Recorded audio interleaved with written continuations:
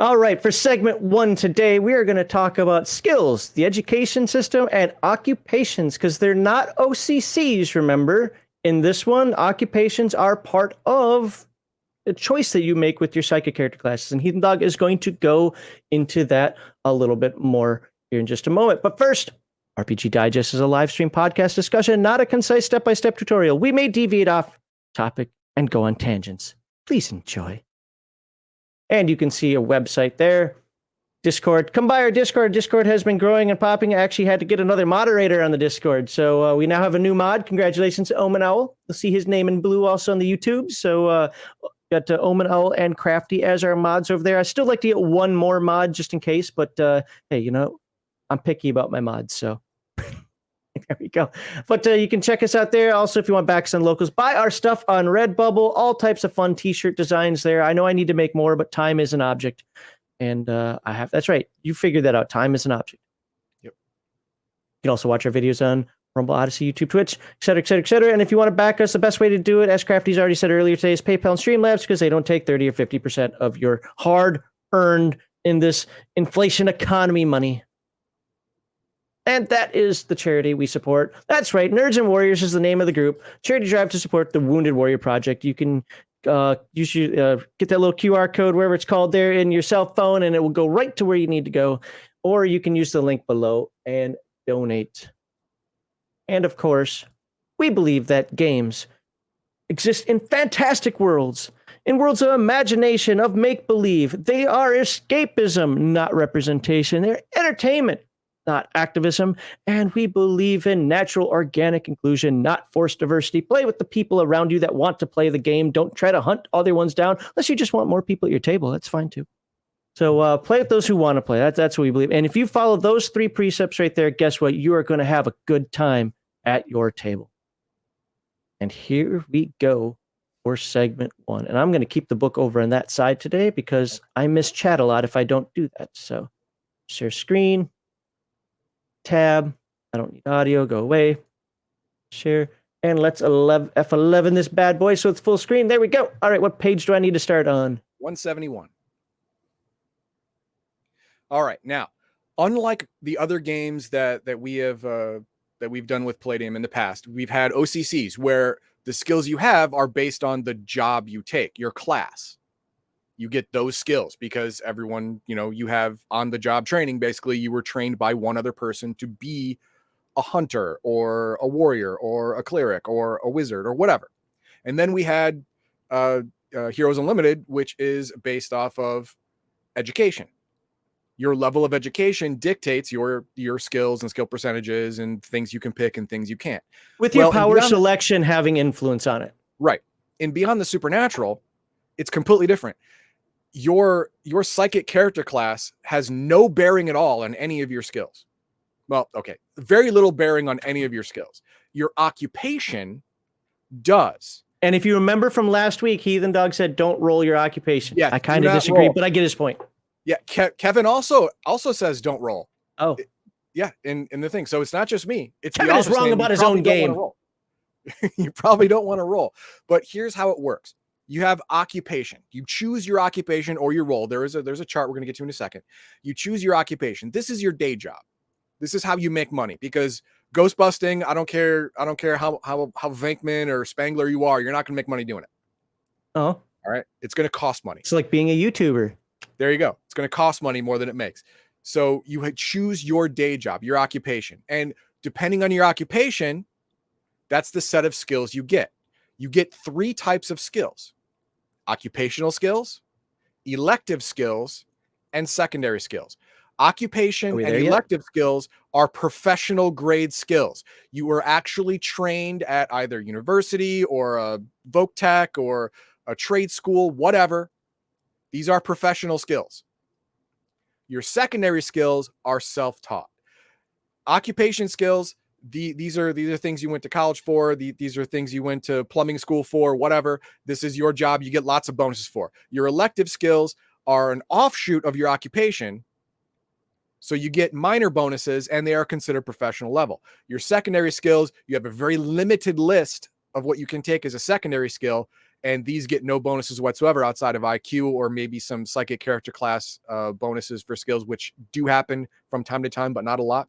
Two notes I would like to make on top of that. Number one, secondary skills and these professional skills, if you have them as the same skill, the professional skill, even if the secondary skill chance of success is higher, the professional skill is always better. It's more artistic, better quality. It's better quality, more fresh. Yeah. The other thing is, and this is just for people who played other Palladium games, say Rifts is a perfect example, where there are OCCs. Occupational skills are the same as your OCC skills. Elective skills are the same as your OCC related skills, and secondary skills are secondary skills.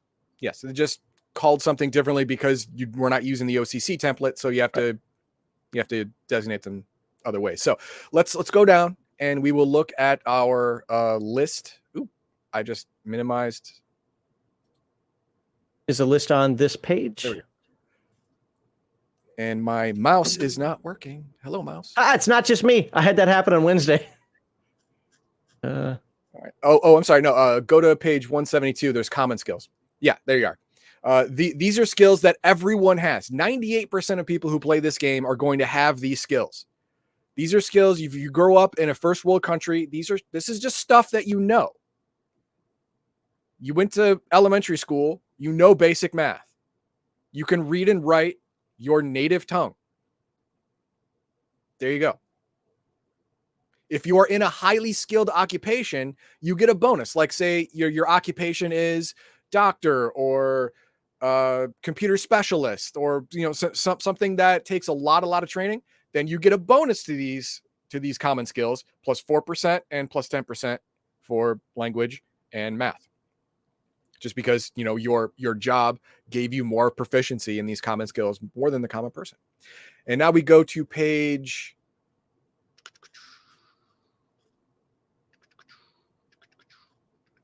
We're gonna skip that part. We're gonna go right to the occupational chart, which is on page 175. Oops, hit the right number. There we go. And let's see if I can find the note where it says you should not roll, but if you want to roll, that's fine. Under occupations and skills. There we go.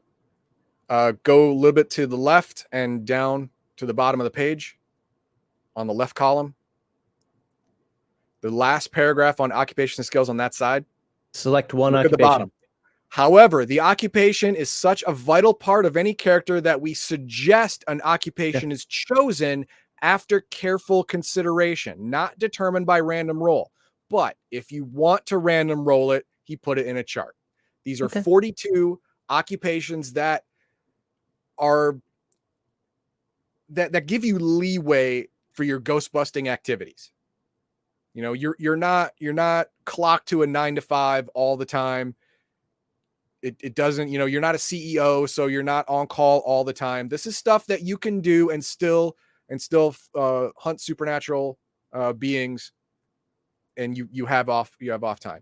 Antiques consultant, antiques dealer, obviously rare book collector, artist, athlete, automotive mechanic, bounty hunter, communications engineer, computer programmer, technician, construction worker, medicine. Notice there is medical doctor on here.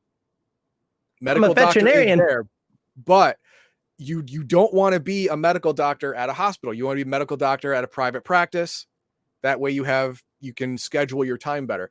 Paramedic, psychiatrist, obviously that's easy. You get a lot of money for a little work. I mean, it's basically free money.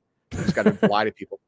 Police officer, detective, CSI officer, undercover officer, security specialist, skeptic. You can be a professional skeptic. You have a lot of time. And plus you can do your day job at night and your night job during the day. Great. Survivalist, freelance writer. These are all things that give you a lot of time to do what you need to do.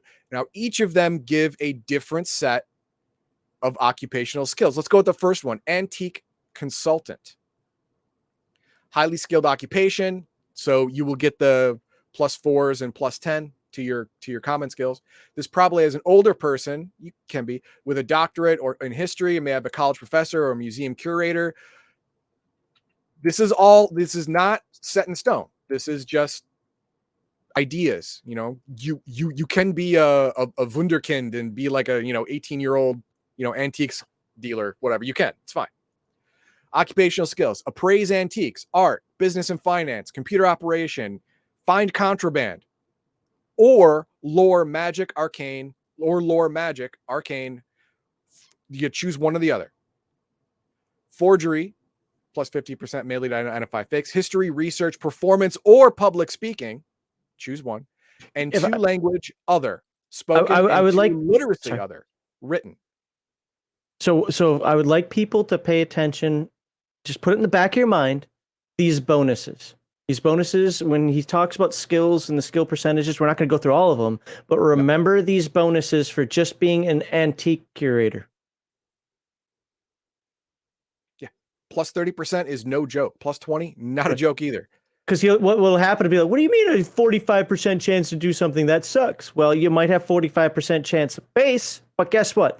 Now you got another 30% on top of that. Plus 30, plus whatever IQ bonus you have, and add it on top of that.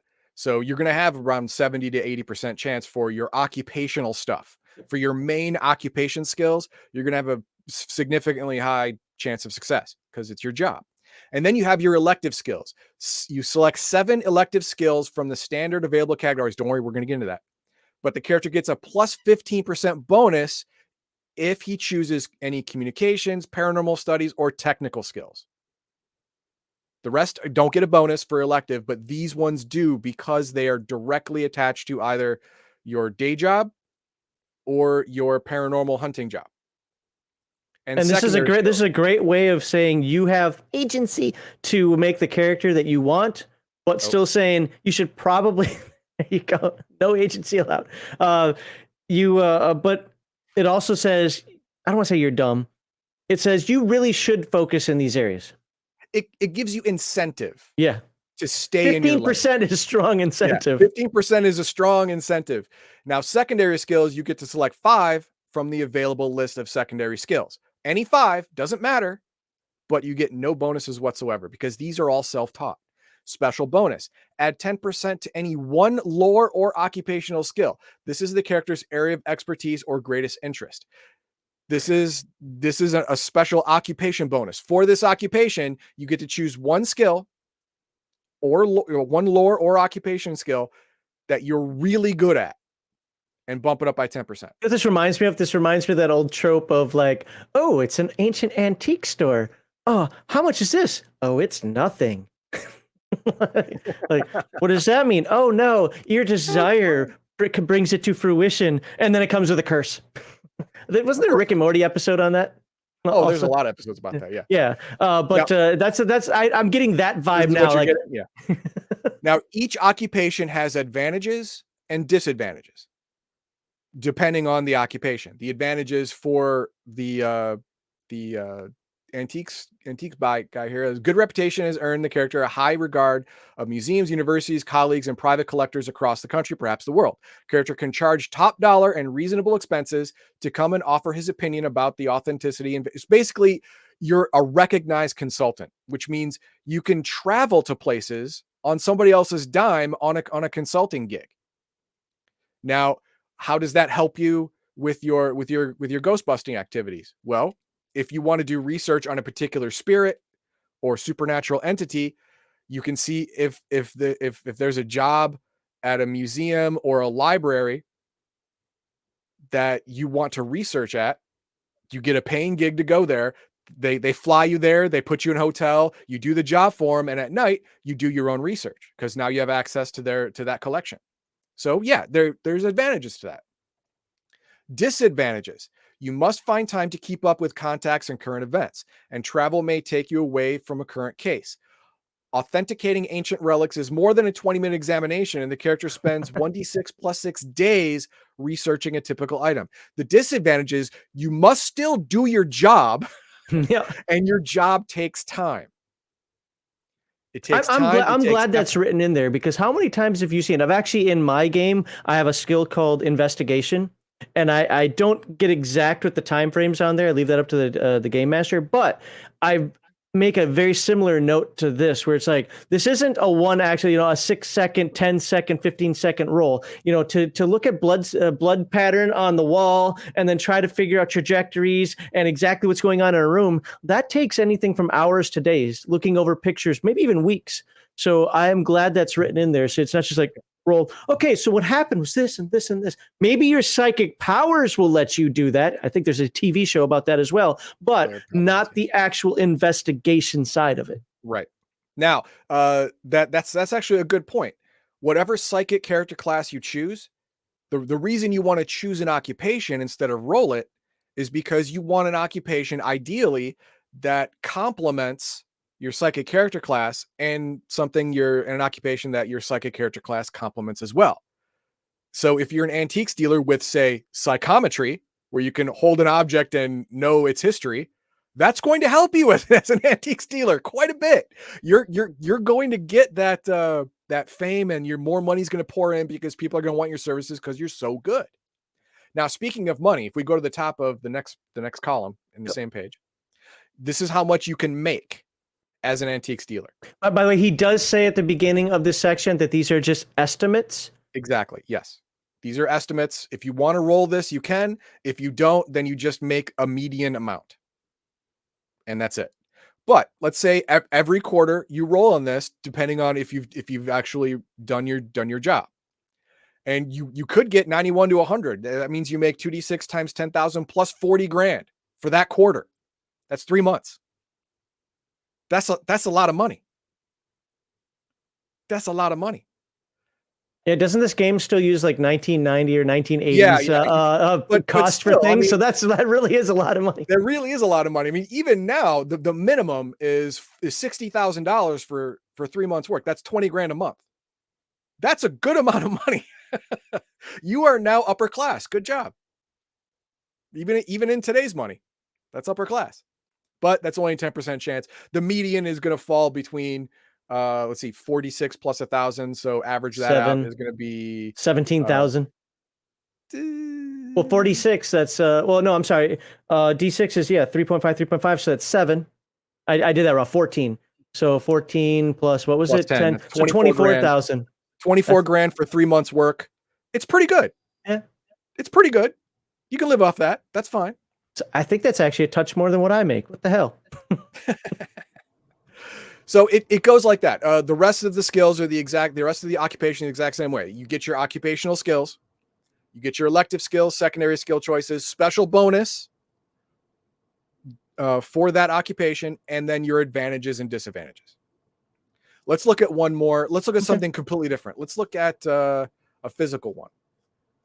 Okay, there you go. Athletics, amateur competitor, ex-college, semi-pro athlete, or dedicated amateur. What number is it? Semi-pro. That's going to be page 178 on the right side. Okay. There we go. There it is. So this is like a AAA baseball player, semi-pro, maybe I don't know what it's called in hockey, but same thing. Basketball, semi-pro, same thing. Chinese league, European league, Italian league. Well, you can. Character loves athletics and has a history of being involved in sports. However, he or she has never attained professional conditioning or status. May get work at a reception center, or school coach, assistant coach, or camp or sports coordinator. Or you could be, during the summer, you go on the AAA baseball tour, because that happens, and you get paid for that. That's fine. Occupational skill: automobile, aerobic athletics. I got to find that skill. Or running. Choose one. Athletics general, climbing or swimming, first aid, bicycling or kayaking / canoeing, both will get a plus 13%. Gardening, or dance, and 2 physical or weapon proficiency ancient skills of choice. What? No, I'm not going to ask. Let's just go on. The or is important here. The ors are important. You don't get both. You get to choose one. And in the instance of the physical or weapon proficiency skills, the or is important because you can't mix and match. It says 2 physical or weapon proficiency ancient skills of choice. You can't get 1 physical skill and 1 weapon proficiency. You got to choose one or the other, 2 here or 2 there. And then elective skills: Select 6 from the standard available categories, but the character gets a plus 5% bonus to anything in communications, domestic, horsemanship, technical, and wilderness skills. Secondary skills. Select 5 from the available categories. Okay. And after this, we're going to go to those available categories. Don't worry. Advantages may be limited on weekends and certain days of the week, especially, if you're a AAA baseball player, you got games. You have to show up to these games or else you're not going to get paid. If it's during the school year, you got to be a coach. You got to show up to the kids games and actually coach. You got to do your job. But most of the time, especially if you're a coach, you got the summers to yourself. That's an advantage. Your pay, $10 to $14 an hour for talented but unskilled labor or amateur coach or activity coordinator for parks and recreation or a school. $20,000 to $30,000 annual income for full-time, half of that for part-time, maybe seasonal. Minimal benefits include medical with a 50% copay on everything. That's probably true. Including hospitalization for full-time employment, nothing for part-time. So that's okay. That doesn't even meet Seattle minimum wage. I know, right? But you have to, like I said, this is in 1990s dollars. So you have to up it. If you're doing a current era game, you up it to the wage, all you gotta do is you just play with the numbers in the book and it doesn't matter. Yeah, it's fine. Like average wage of a high school coach, enter, and the Google will tell you. Yeah. That's fine. So that is what we get here. Now notice that the athletics, the semi-pro athlete didn't get any special bonuses. His occupation didn't give him a special bonus like the artist did, or the art collector. Doesn't have that. Now, this we've been talking about elective list and secondary skill list, and now we're going to go look at that. Now that we know what electives and secondary skills are, now here's the list where you. Do you want to go through the 2-star chats real quickly? Go for it. Okay, they're quick. Yo Geek says septic or septic, which is Cockney rhyming slang for American. Okay. Yeah, take the knee out of Cockney. You're mean. All right, and then Killraven says the book came out around 2005, and Palladium's always significantly behind the times, so should assume these are late 90s, 2000 numbers. Might even be earlier because it might be based on. He might not have changed the numbers from the original first edition book. I don't know. Yeah, he could have just copy and paste, because copy and paste happens a lot in Palladium books. Yes, it does. Happens a lot, and that is something I'm going to talk with Kevin about when he comes on here next week. About his penchant for copy and pasting. Okay, now we're going to go to page 173, and we're going to look at the elective and secondary skill lists.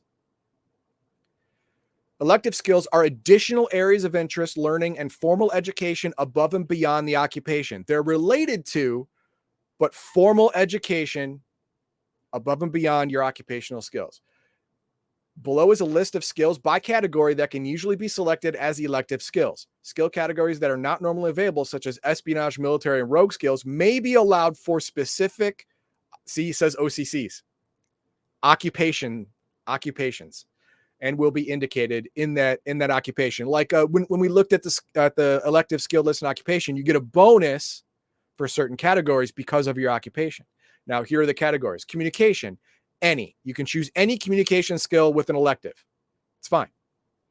Domestic. Any. Fine. Electrical. Basic electronics and computer repair only unless the occupation allows it. Yours says computer repair? You're on the wrong side. Go to the left side. Left side of the screen. You're on the right side. There you go.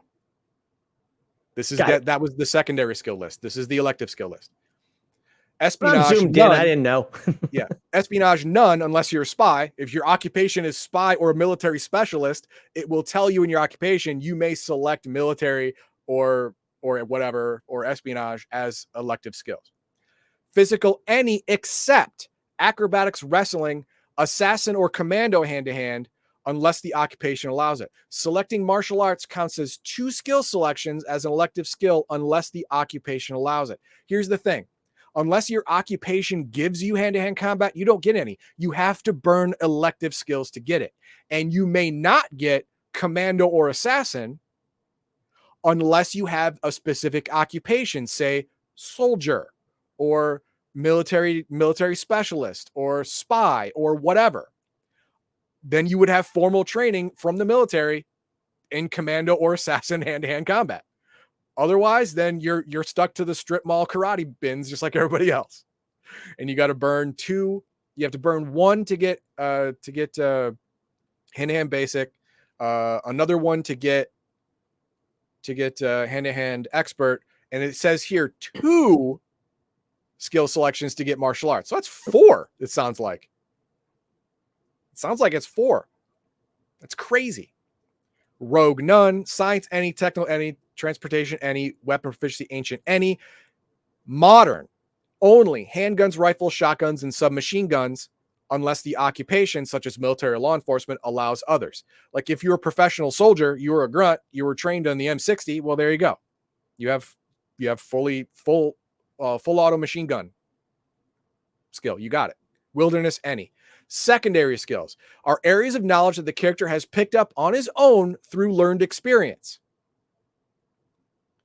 These are things that you taught yourself. So having any kind of skill-worthy roles for this, you have to train yourself hard, but the list is even less expansive than your electives. Like, for example, communications, any except electronic countermeasures, laser communication, optic system, and sensory equipment. Because for these, it's assumed that you need someone to train you. You can't train yourself to be proficient in these things. Domestic, any.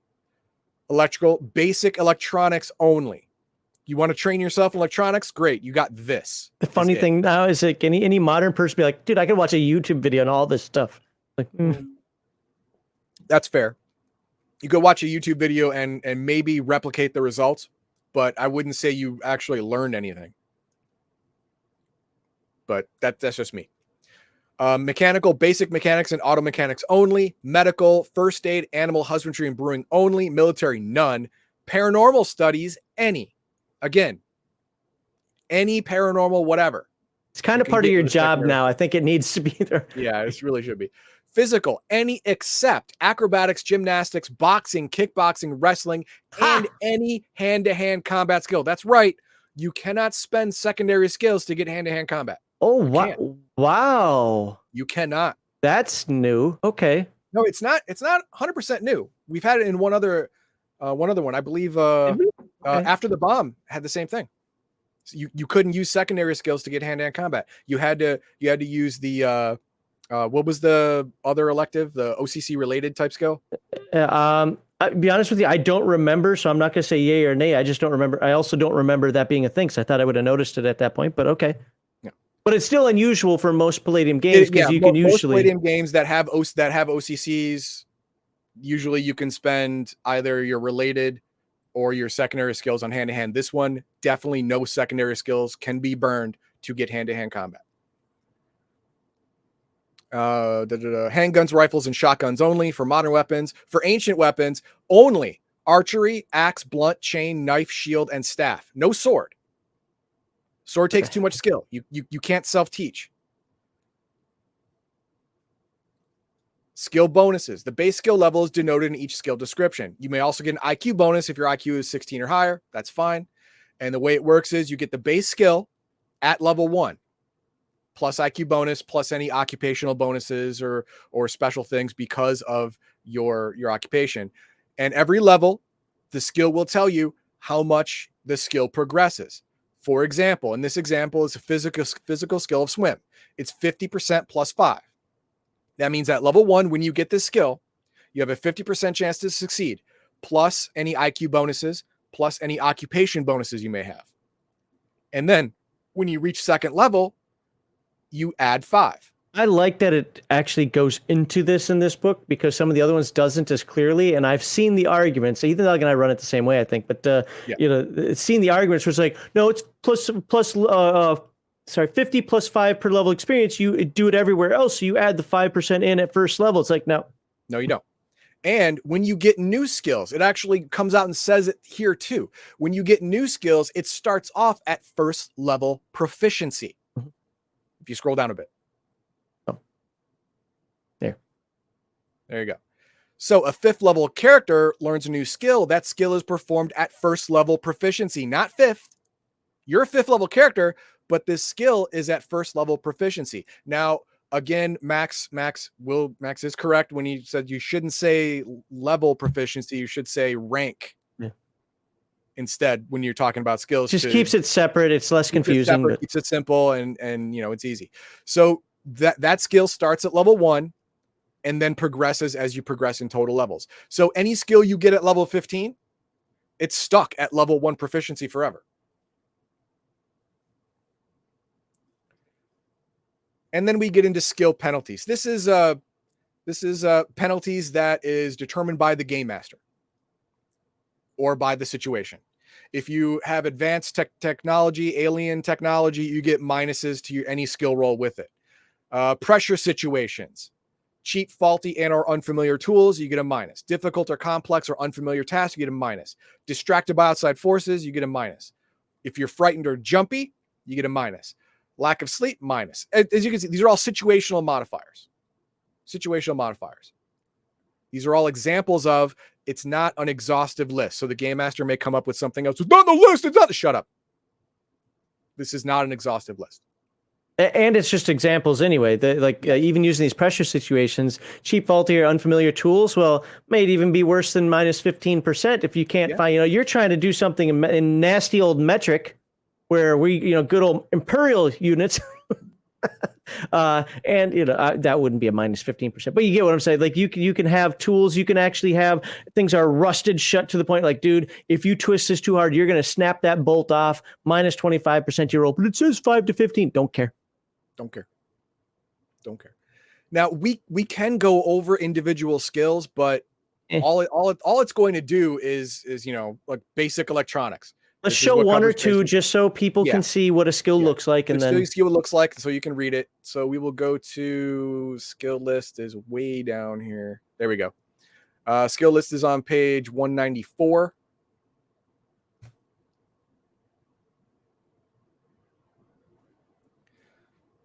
And we will pick out 2 that are radically different as much as possible. Let's try creative writing. Okay.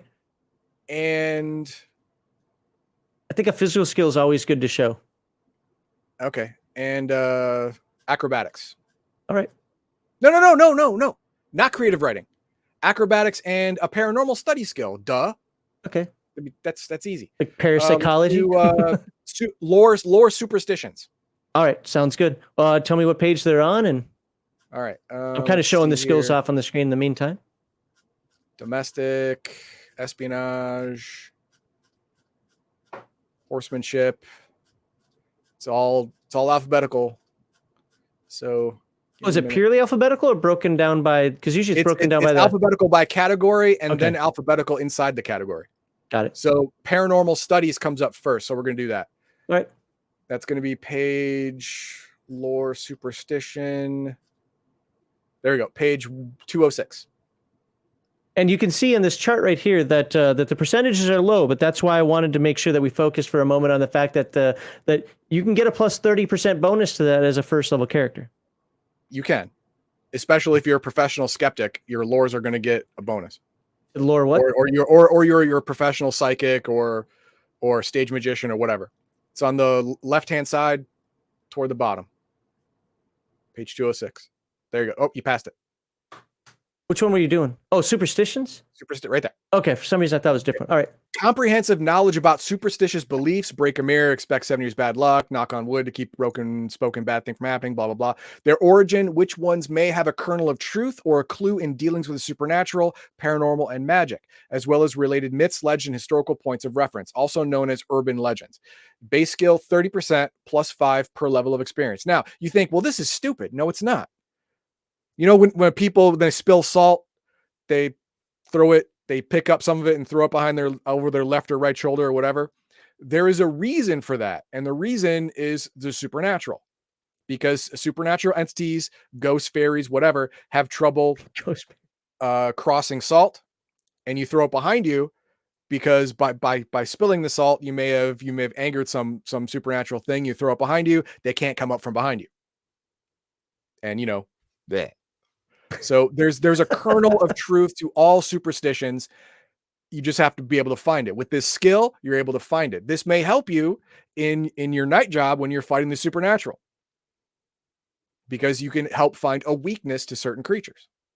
Now, especially if a superstition is local only, regional, and is not world pervasive, that means something in that region is specifically vulnerable to the thing that this superstition is about. This gives you the ability to find out the information that's real, and you may actually find a tool or weapon to help you in combating the supernatural in that specific region. You're the one character in A Nightmare on Elm Street that before you die, you spill the beans about who Freddy Krueger really is. Yeah, there you go. And then, luckily, just to the right is acrobatics. Oh. Find my mouse. Where's my mouse? My mouse. There we go. Acrobatics. Look at that. Look at that. Aerial feats of agility and strength, such as walking a tightrope, high wire, trapeze, and stunts performed above ground. Other physical abilities include rolls, somersaults, leaps, and falls. This provides all of the following: an automatic kick attack at first level for 1d8 damage. Normally, it's 1d6 for a kick. This one is 1d8. Sense of balance. Walk a tightrope or a high wire, climb rope, backflip, basic climb ability. If you don't have climbing as a skill, you get it at 40%. Now, But basic means something, though. Basic What? means it never improves. Exactly. Yes, it never gets better. Notice there is no +% per level after that 40 or after that 30, because it doesn't improve. But if you get or have the climb skill, you get a bonus to a 15% to that skill. If you have or get the prowl skill, you get a bonus 5% because you have acrobatics. And you get a +2 bonus to roll, punch, fall, +1 to physical strength, physical prowess, and physical endurance, and 1d6 SDC. Because you had to fall a couple times. You had to fall a couple times. You had to toughen up. You had to get, you had to get stronger. You had to get a little more dexterous to be able to perform all these things. There you go. It says aerobic athletics, a type of aerobic exercise built to build the body, develop reflexes and grace, and learn a few basic self-defense moves. Bonuses: +1 to disarm, pull punch, 2d4 to SDC, +2 to kick damage, and sense of balance. There you go. Now you know what it is. You know what it is. It's not that great, but it's better than nothing, I guess. I mean, if you get it for free, it's cool. Or if you have it as the option, what was it? The option is aerobic or running. Sure. Yeah. But other than that, running. why would I would take running in a heartbeat. So would I. It gives more SDC and it increases your speed attribute by a lot. And I can get away from monsters. You want to be able to run. See, you don't have to be faster than the supernatural entity. You just have to be faster than Bob. Yep, exactly. And if you take running, you could be faster than Bob. Or Bob. Or Bob, indeed. Okay, what do we have for any comments? Just one. Okay. Mark Hockman says, so at high levels, you're probably better off improving old skills. No, they improve automatically. They improve on their own. Any skill you have, when you go up a level, all skills you currently own improve by 1 rank. New skills you get at base, but when you go up another level, it goes up by 1 rank, along with all your other skills. You don't choose which skills improve. All your skills improve when you go up a level. By whatever percentage, usually 5, but all the skills you already have. As you go up in level, you'll learn new secondary skills, but they start at level 1 proficiency. And typically it says something like, start with, especially in the other game. I didn't pay attention close enough in this one. Oops, my bad. But usually it says something like, hey, start with like 5 secondary skills and gain a new additional secondary skill at levels, 3, 7, 12, whatever, Yeah. So when you gain a new skill, it starts off level 1. Any skill you've already had, when you go up a level, will rank up. All of them will rank up. All right. Just throw Dan at the ghost. Yeah, there you go. You just got to run faster than Dan. Well, for that, you'd want to build up your PS and probably have wrestling. There you go, because you want to throw Dan off the bridge. The ghost will chase Dan. You get away. Simple.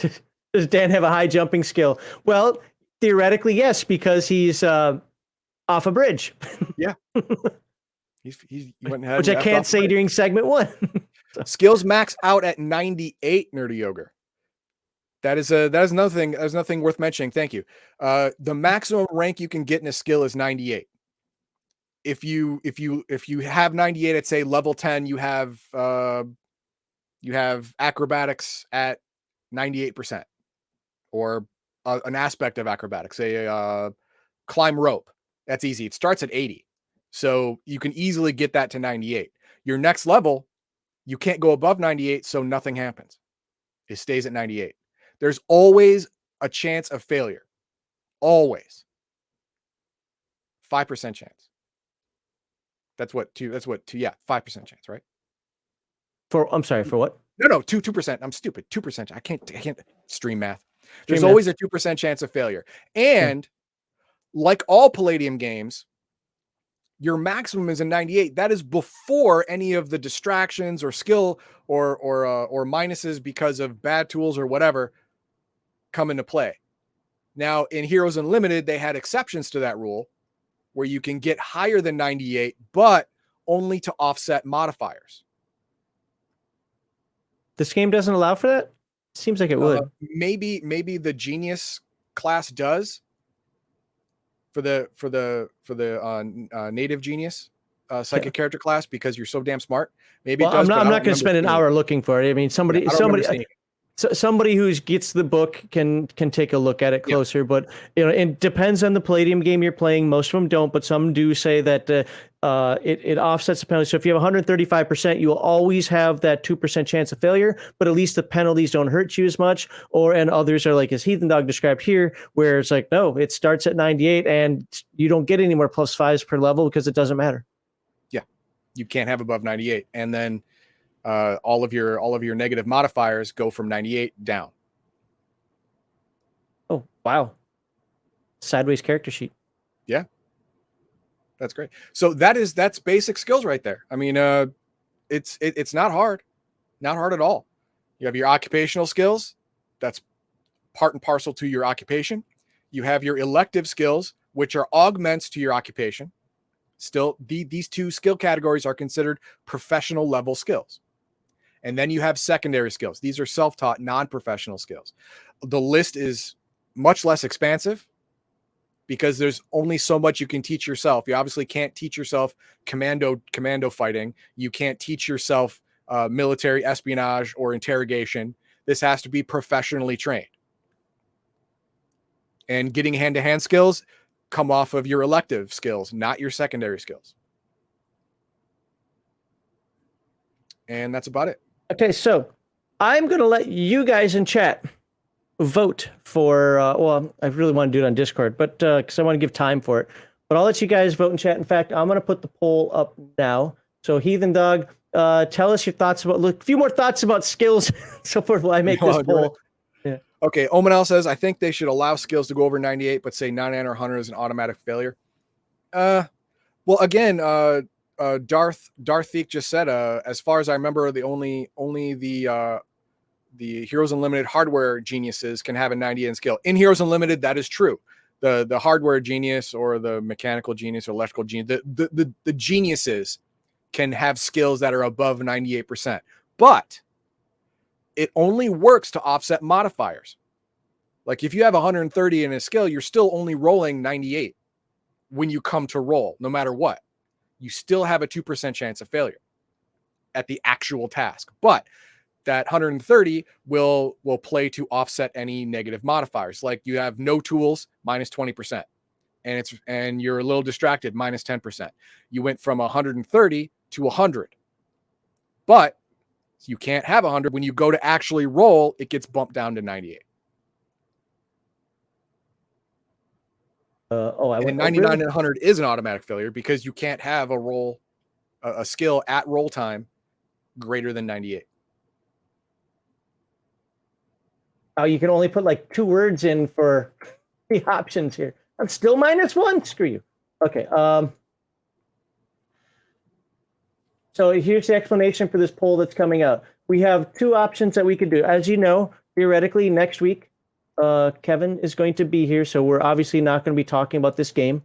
But there is a chapter on monsters, the secret society, like the Laszlo Institute or whatever it's called. Yep. Do you want us to cover that? Do you think it's important for us to have a video on that for people who might watch a series from beginning to end about Beyond the Supernatural? Or do you think that the next time we do it, we just create a character and then move on to Nightbane? Because Nightbane is the next game that we are covering. I've got to get a copy of that as well.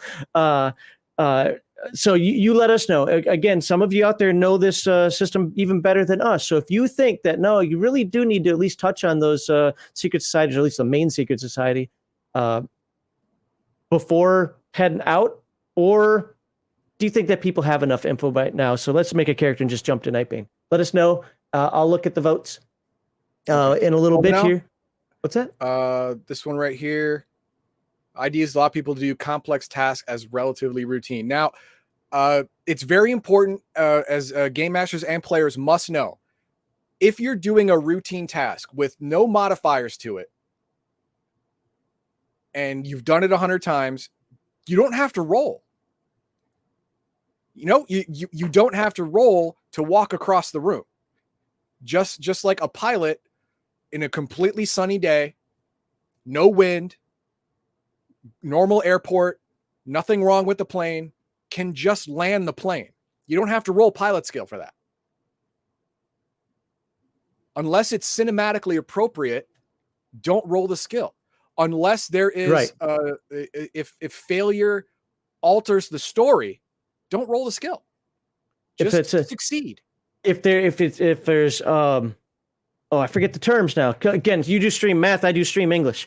It's if it's meaningful, like if you're actually under duress, if there's a legitimate chance of failure and that potential failure has an impact, success or failure has an impact, that's when you roll. If there's not a legitimate chance of failure, I'm doing my job. All I'm doing is driving to work today. Well, you might get into an accident. Well, you know what? I've driven to work for, I don't know, like 30 years in a row, and I've never gotten into an accident. So that's better than a 5% chance on a D20, or even a 1% chance, because 360 even though I work 280, I don't know what it comes out to per year.